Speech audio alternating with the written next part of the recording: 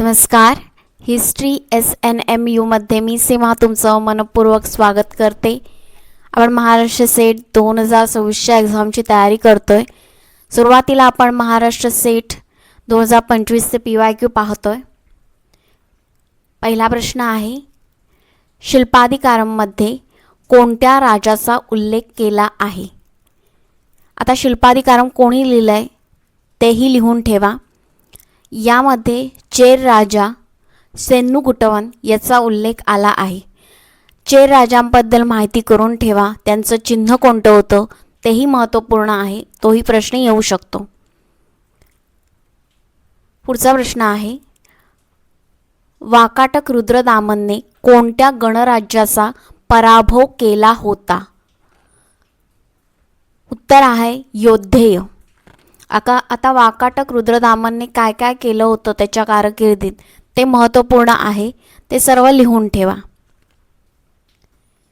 पुढचा प्रश्न आहे, रबातक शिलालेख कोणत्या लिपीमध्ये लिहिलेला आहे? Set PYQ 2025. उत्तर आहे ग्रीक. आता रबातक शिलालेख कोणाशी संबंधित आहे तेही महत्त्वपूर्ण आहे. तेही लिहून ठेवा. स्क्रीनशॉट घेऊ शकता. पुढचा प्रश्न आहे, समुद्रगुप्ताच्या अलाहाबाद स्तंभलेखात कोणत्या गणराज्यांचा उल्लेख आला आहे? उत्तर आहे योद्धेय, प्राजुन्य, अर्जुनायन. महत्त्वपूर्ण हे आहे की समुद्रगुप्ताचा जो अलाहाबाद स्तंभलेख आहे त्याच्यात 22व्या ओळीत, 21व्या ओळीत, 23व्या ओळीत कोणाकोणाची नावं आली आहेत. तो महत्त्वपूर्ण प्रश्न आहे.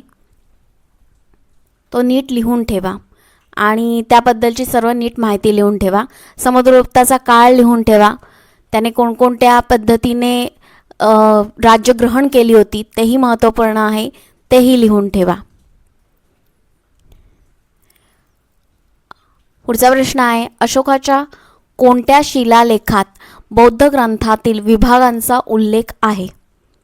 उत्तर आहे बाब्रू बैराट. आता अशोकाचे लघुस्तंभलेख आणि दीर्घस्तंभलेख दोन्ही महत्त्वपूर्ण आहेत. तर ते दोन्ही पाहून ठेवा, कारण एक प्रश्न नक्की येणार स्तंभलेखावर अशोकाच्या.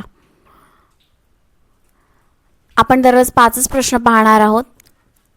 एक दिवस आड करून आपण सेट आणि नेटचे दोन्हीचे PYQ पाहतोय. जर तुम्ही ते दोन्ही पाहिले नसतील व्हिडिओ तर ते दोन्ही पहा. सोमवार ते शुक्रवार सकाळी 8:30 वाजता व्हिडिओ अपलोड होतो. नक्की पहा आणि परीक्षेची चांगल्या पद्धतीने तयारी करा. PYQ MCQ दोन्ही पहा. पेपर 1चाही अभ्यास करायला विसरू नका. चॅनलवर नवीन असाल तर चॅनलला लाईक करा, शेअर करा, सबस्क्राईब करा आणि कमेंट करायला विसरू नका. उद्या आपण पुन्हा भेटू. तोपर्यंत धन्यवाद.